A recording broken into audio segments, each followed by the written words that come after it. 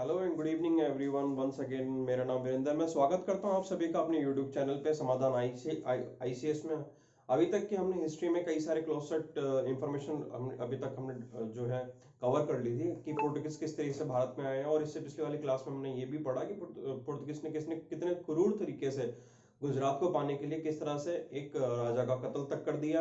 अब आने वाले लेक्चर में हम पढ़ेंगे पुर्तगाल की किस तरह की रिलीजियस पॉलिसीज थी और क्या क्या फेवरेबल कंडीशन उनके लिए इंडिया में रही, लेकिन किस तरीके से उन कंडीशन को इनकैश नहीं कर पाए। ओके फ्रेंड्स, स्टार्ट करते हैं। पुर्तगाल के लिए फेवरेबल कंडीशन थी इंडिया में। उसका सबसे इंपॉर्टेंट रीजन था क्योंकि इंडिया में जो भी कोई भी किंग, अगर मैं बात करूं, चाहे डेक्कन में हो, पूरी तरीके से साउथ के ईस्ट में वेस्ट में किसी भी तरह का कोई भी किंग ऐसा नहीं था जिसके पास में नेवल पावर इतनी ज्यादा एग्जैगरेटेड या फिर नेक्स्ट लेवल की स्ट्रेंथन हो जो कि पुर्तगाल का मुकाबला कर ले।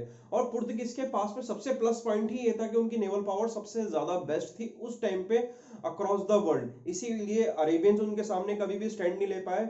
और पुर्तगाल ने धीरे धीरे करके शुरुआत जब कालीकट के राजा पे अटैक करने पे की और धीरे धीरे करके उन्होंने लगभग सभी राजाओं को या तो अपनी पॉलिसीज के द्वारा हराना स्टार्ट किया, फिर अपनी नेवी पावर के द्वारा डराना स्टार्ट किया। कैसे न कैसे करके उसने उन लोगों ने सारा उस समय जो है एक तरीके से मैं देखो वर्चस्व का पलटवार कर दिया। और चाहते हुए नहीं चाहते हुए या तो लोगों को उनको एग्री करना पड़ता था या फिर वो उसको उसके तक से ही हटा दिया करते थे। उसका एक बहुत बड़ा रीजन था कि पुर्तगाल के पास में जो नेवल पावर थी वो बहुत ज्यादा हाई पावर थी। तो because lack of naval strength for like different kingdoms, Portugal got the great strength in their areas. तो उन्होंने किस किस एरिया को बहुत पूरी तरीके से कैप्चर कर लिया, चाहे ट्रेड के पर्सपेक्टिव से हो, चाहे वहां पे कॉलोनी बनाने के पर्सपेक्टिव से। वो कौन कौन से एरियाज थे? अगर मैं वेस्ट की बात करूं माय डियर फ्रेंड्स, तो दीव का, दमन का, मुंबई का, गोवा का ये एरिया इनके पास में चला गया। साउथ में मैंगलोर, कोचीन, कन्नौर, कालीकट ये वाला एरिया चला गया। और अगर हम ईस्टर्न पार्ट की बात करूं तो हुगली का और कलकत्ता का जो ये एरिया था ये भी इनके पास में चला गया। इन लोगों ने इस एरिया को ट्रेड के लिए और कॉलोनी के लिए भी जो है एक्वायर कर लिया। प्लस में पुर्तगाल ने एक काम और करना स्टार्ट कर दिया जो कि मैंने आपको पिछली क्लास में बताया था। उन लोगों ने यहाँ पे इंडियन वुमेन से शादी करनी स्टार्ट कर दी और धीरे धीरे करके वो खुद लैंडलॉर्ड बनने लगे, अपने आप को लोकल बनाना स्टार्ट कर दिया। And India became their second home. I am again repeating, Bharat उनका दूसरा घर भी बन गया था पुर्तगाल का। आगे चलते हैं। उन्होंने अपनी मिलिट्री की कुछ इस तरह की रणनीतियां बनाई। उनके जो भी इंपॉर्टेंट बेस हुआ करते थे रेवेन्यू से रिलेटेड या कोस्टल एरिया के पास में जो भी इंपॉर्टेंट बेस थे उनको फोर्टिफाई करना स्टार्ट किया। फोर्टिफाई करने में जो उन्होंने शुरुआत की सेंट टॉम से, जो कि मद्रास में उन्होंने एक बहुत इंपॉर्टेंट फोर्ट बनाया जो फिलहाल भी मौजूद है। इसके अलावा आंध्र प्रदेश में नागापट्टिनम, फिलहाल भी ये जगह फोर्ट मौजूद है, लेकिन फोर्ट को बाद में डिस्ट्रक्ट करके डच पीपल 1620 में जब आए थे उन्होंने इसको दोबारा जो है प्रिपेयर किया। लेकिन शुरुआत यहाँ पे पुर्तगाल ने कर दी थी। यहाँ पर दो इंपॉर्टेंट फोर्ट्स की इन्होंने शुरुआत की। इसके अलावा उनकी इंटरनेशनल लेवल पे क्या क्या पॉलिसीज रही थी जिसकी वजह से उनको इंडिया में भी इसका फायदा मिला। जैसे कि उनकी बैलेंस अप्रोच रही थी इंडिया में। अगर वो डेक्कन के सुल्तान की बात करूं, मुगल, मराठा, विजयनगर के किंग्स, इनकी आपस में कई बार लड़ाई रहती रहती थी। अगर मैं पुर्तगाल की बात करूं तो पुर्तगाल ने कभी भी किसी का पूरी तरीके से स्टैंड नहीं लिया, ना ही किसी का स्टैंड लेने के लिए प्रॉपर्ली मना किया। तो उन्होंने अपनी अप्रोच बड़ी बैलेंस अप्रोच रही। अगर मैं मुगल और मराठा की लड़ाई की बीच की बात करूं तो उसमें भी उनकी बड़ी बैलेंस अप्रोच थी। जो डेक्कन के सुल्तान थे उनकी जब आपस में लड़ाई होती थी तभी उनकी बड़ी बैलेंस अप्रोच थी। विजयनगर, विजयनगर एक बहुत बड़ा एरिया था जिसमें कि पूरा केरल, एक बहुत बड़ा पार्ट तमिलनाडु का, part of Andhra Pradesh, part of Telangana जो फिलहाल स्टेट है, ये बहुत बड़ा एरिया था विजयनगर के। तो विजयनगर के जो भी राजा थे उनके साथ में उन्होंने बड़े अपने मैं बोलूं मनोहर से रिश्ते बना रखे थे। बड़े अच्छे उनके प्रासंगिक संबंध रहे उनके साथ में। कभी उनसे उन्होंने बिगाड़ने की कोशिश नहीं की। अगर मिलिट्री की जहां तक बात रहती थी वो उनको बैकअप भी करते थे, लेकिन कभी भी उन्होंने पूरे मन से किसी का साथ नहीं दिया। बड़ी अपनी बैलेंस अप्रोच रखी जिसकी वजह से इंडिया में अपने आप को लंबे समय तक स्टैब्लिश कर पाए। इसीलिए मैंने आपको पिछले लेक्चर में ही बोला था कि पुर्तगाली ऐसे जो यूरोपियंस थे जो कि सबसे पहले भारत में और सबसे बाद में भारत में से गए, उसका एक बहुत बड़ा रीजन ही ये था, उनकी अप्रोच बड़ी बैलेंस थी। इसके बाद में हम बात कर लेते हैं हमारी एडमिनिस्ट्रेशन की। पुर्तगाल की एडमिनिस्ट्रेशन इंपावरमेंट कैसी थी भारत में, उन्होंने किस तरह से एडमिनिस्ट्रेशन से के थ्रू भारत को कॉलोनी बनाना स्टार्ट कर दिया था। एडमिनिस्ट्रेशन में उनका जो सबसे इंपॉर्टेंट पॉइंट था, उनके जितने वॉइसरॉयज थे वो 3-3 साल के लिए इंडिया में रहते थे। 3 साल से ज्यादा कोई भी वॉइसरॉय इंडिया में उन्होंने नहीं डिप्लॉय किया। बाद में इसके टर्म्स को बढ़ा देते थे, अगर कोई वॉइसरॉय अच्छा काम कर रहा है उसके टर्म को भी मल्टीप्लाई किया। ऐसे भी कई सारे वॉइसरॉय हुए जिनके टर्म वॉइसरॉय रहे, लेकिन ऑन द पेपर इनिशियली 3 साल के लिए किसी भी वॉइसरॉय को नियुक्त किया जाता था। उसकी हेल्प के लिए सेक्रेटरीट ऑफ स्टेट्स होते थे। बाद में सेक्रेटरी ऑफ स्टेट्स के साथ में उनको काउंसिल भी मिलने लगी, यानी कि पूरा पूरा वो कारवा अपने साथ लेके चलता था वॉइसरॉय, वो पूरा ही एरिया एक्वायर करते थे वॉइसरॉय। इसके अलावा एक रेवेन्यू ऑफिसर और कार्गो ऑफिसर रखा गया, जिसको एक पर्टिकुलर पोस्ट दी गई, जिस पोस्ट को स्पेनिश लैंग्वेज में बोला जाता है विडेरा द फ्लिजिडा। तो ये विडेरा द फ्लेजेंडा एक ये पोस्ट इन्होंने क्रिएट की रेवेन्यू ऑफिसर के नाम से, जो कि स्पेनिश लैंग्वेज में है। तो ये इसका काम ही सारा रेवेन्यू का होता था, रेवेन्यू और कार्गो का काम देखना। तो स्पेशल एक अलग ही इन्होंने एडमिनिस्ट्रेशन व्यवस्था में रेवेन्यू का अलग डिपार्टमेंट बना दिया। जैसे हमारे यहाँ फिलहाल फाइनेंस डिपार्टमेंट अलग है, मिनिस्ट्री ऑफ फाइनेंस अलग है, वैसे उन्होंने रेवेन्यू का यानी जो फाइनेंस का डिपार्टमेंट ही अलग बना दिया, और ये जो एक इस पोस्ट का नाम ये रख दिया। इसके अलावा उनकी फोर्टिफाइंग की पॉलिसी रही, अपनी जितने भी वो बेस कवर करते थे किसी भी कोस्टल एरिया में। क्योंकि मैंने आपको पिछली क्लास में बताया था, जब एक बहुत बड़े ट्रेडर इंडिया में आए थे, ट्रेडमैन भी थे, उनकी बहुत अच्छी एक्वायर्ड पॉलिसी भी रही थी अलबुर्की की। अलबुर्की ने लगभग अफ्रीका के से लेके चाइना और जापान के लगभग बहुत इंपॉर्टेंट कोस्टल एरियाज को अपने साथ में मिला लिया था।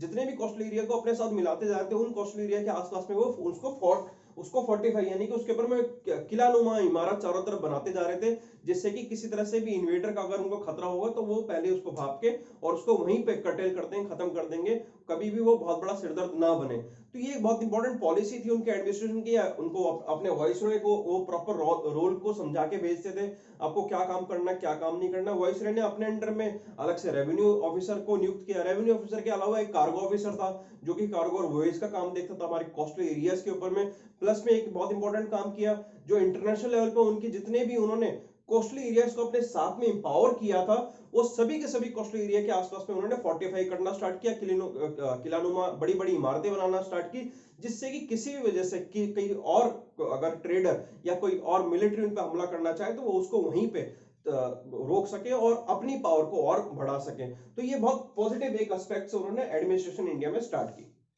अब आगे बात करते हैं उनका रिलीजियस अप्रोच इंडिया में कैसे रही। पोर्टुगीज डेफिनेट सी बात है कि मैंने आपको सेकंड लेक्चर में इसके बारे में बताया था, पोर्टुगीज अपने आप में एक बहुत इंपॉर्टेंट टर्म के साथ में प्रभावित थे, जिस टर्म का नाम है रिनासांस। रिनासांस यानी कि अपने बारे में जानना और क्रिश्चियनिटी को इंडिया में फैलाने, या किसी भी कंट्री में जहां पे भी आप जा रहे हो, जितना ज्यादा आप अपने रिलीजन को फैलाओगे उतना ही ज्यादा आपके लिए आसान होगा अपने आप को रिपे करना, अपने गुनाहों को कम करना। तो ये रिनासांस से बहुत ज्यादा प्रभावित थे। मैं चालबुर्की की बात करूं या फिर नीनो की बात करूं, जो भी यहाँ पे ट्रेडर आए वो सभी के सभी इस पर्टिकुलर प्रिंसिपल से बड़े ही प्रभावित थे। तो उन्होंने इनिशियली जब से अरेबियंस आए थे, उनकी सबसे पहली ही policy, they were very very intolerant against the Islamic culture. तो वो इस्लाम की तो हमेशा से ही इंटॉलरेंट रहे थे। उन्होंने कभी भी इस्लाम की कोई भी जो ऑलरेडी जो अरेबियंस थे उसकी किसी भी तरीके से मुस्लिम के इन्वेजन को, मुस्लिम के ट्रेड को एक्सेप्ट नहीं किया था। तो ये उनकी रिलीजियस पॉलिसी थी, they were very very intolerant against the Islam. But initially जो इंडिया में हिंदूज थे, इंडिया में हिंदूज और बाकी रिलीजन के लोग थे, they were very soft on them initially, but later on they also started execution of these Hindus and trying to get them baptized and trying to make them again Christians। उनको भी Christian बनाने की उन्होंने शुरुआत कर दी थी, लेकिन शुरुआत में बड़े ही टॉलरेंट रहे थे हिंदुओं के तरफ में, लेकिन मुस्लिम्स के तरफ में स्टार्टिंग से इनटॉलरेंट रहे थे। अब इसके बाद में उनकी जो इस तरह की इंटॉलरेंस पॉलिसी थी मुस्लिम्स की तरफ में, अब और उस समय इंडिया में मुगल्स का एक बहुत बड़ा शासन था। अब वो चाहे भी तो इंडिया में से जो इस्लाम था वो उसको 100% नहीं खत्म कर सकते थे। इस्लाम को 100% खत्म करने के लिए उन्होंने कई बार कोशिश भी की कि हम इस तरह का कुछ भी काम करके क्रिश्चियनिटी की बहुत ज्यादा पॉजिटिविटी करके, एडवर्टाइजमेंट करके, जो भी इस्लामिक राजा है उनको भी क्रिश्चियन धर्म में तब्दील कर ले। तो इसके लिए अकबर ने जो है उनके साथ में 3 बार बहुत बड़ा मजाक किया था। यस माय डियर फ्रेंड, मैं इस वर्ड को यूज कर रहा हूं, मजाक किया था। अकबर ने उनको 3 बार एक इन्विटेशन भेजा था। पहली बार अकबर ने जो इन्विटेशन भेजा था, जो पुर्तगालियों को या पुर्तगाल में जो प्रिस्ट हुआ करते थे क्रिश्चियन प्रिस्ट, को इन्विटेशन भेजा था, वो भेजा था 1579 में सितंबर में भेजा था। और फरवरी 1580 में उन्होंने इन्विटेशन के ऊपर में 2 अपने प्रिस्ट को वहां पे भेजा था। एक का नाम था एक्वाविवा, दूसरे का नाम था मोनेस्ट्रेट। मोनिनसरेट और एक्वा विवाद, दो पृष्ठ थे, दो फादरी थे जो कि गए उनके पास में अकबर के दरबार में। उनको ये लग रहा था कि अकबर इनको सुनेगा, इनकी बातें सुनेगा, समझेगा और अपने आप को अपना धर्म बदल के क्रिश्चियन में तब्दील कर लेगा। और अगर अकबर ने क्रिश्चियनिटी को तब्दील कर लिया तो जितना भी साम्राज्य अकबर के आसपास में नीचे है, चाहे बाय हुक और बाय क्रुक, सबको क्रिश्चियनिटी में तब्दील हम कर पाएंगे। उनकी इस तरह की अपने आप में सोच थी, लेकिन ऐसा कुछ भी नहीं हुआ। अकबर ने उनका बड़े ही गर्मजोशी से स्वागत किया, दोनों ही क्रिश्चियन मिशनरीज को अपने पास में ठहराया, 2 साल तक उनको अपना जो सेकुलर नीति के बारे में बताया, सारा उसने अपना किला दिखाया, सब कुछ उसने उनके सभी जो सेवा वगैरह कर सकता सब कुछ किया, और 2 साल के बाद में उनको टाटा बाय बाय कर दिया। लेकिन धर्म नहीं बदला अपना, सिर्फ उनकी इंफॉर्मेशन लेने के लिए कि क्रिश्चियनिटी में ऐसा क्या है जो कि इस्लाम में नहीं है और क्या क्या अप्रोचेस क्रिश्चियनिटी में पॉजिटिव है, सिर्फ इंफॉर्मेशन जानने के लिए अकबर ने उनको बुलाया और उनकी इंफॉर्मेशन लेके उनको टाटा बाय बाय कर दिया, उनको वापस भेज दिया। और ये जो इनके साथ में मीटिंग हुई थी फतेहपुर सीकरी में, इनके साथ में इन्होंने अकबर ने मीटिंग की। इसके बाद में फिर पोर्टुगीज के जो क्रिश्चियन मिशनरीज थे उन्होंने फिर अपने रिलीजन की वैल्यूज को फैलाने के लिए फिर से अकबर को अप्रोच किया, फिर से उनसे जो रिक्वेस्ट मांगी, अपॉइंटमेंट लेने की बात की। अकबर ने बोला चलो ठीक है फिर से आ जाओ।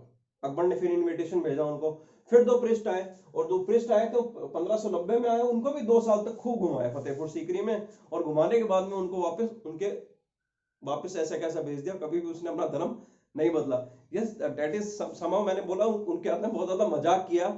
अकबर ने 2 बार उनको शुरुआत में बुला लिया, वो बहुत पॉजिटिव थे कि चलो इस बार नहीं बदला गया तो अब की बार बदल लेंगे, और आपको और बहुत अच्छे लेवल के वो पृष्ठ वगैरह वो लेके गए थे। लेकिन अकबर ने कुछ नहीं, उनकी बातें सुनी, सब कुछ पॉजिटिव रहा, अच्छा खाया पिया, सबको घुमाया और फिर उनको वापस भेज दिया। इस बात से बड़े हताश हुए। उसके बाद में फिर उन्होंने अकबर से रिक्वेस्ट की, तब तक अकबर ही थे, फिर उन्होंने अकबर जी से रिक्वेस्ट की साहब जो है दोबारा हमसे अपॉइंटमेंट वगैरह करो, देखो अगली बार दाल गले तो बात बने।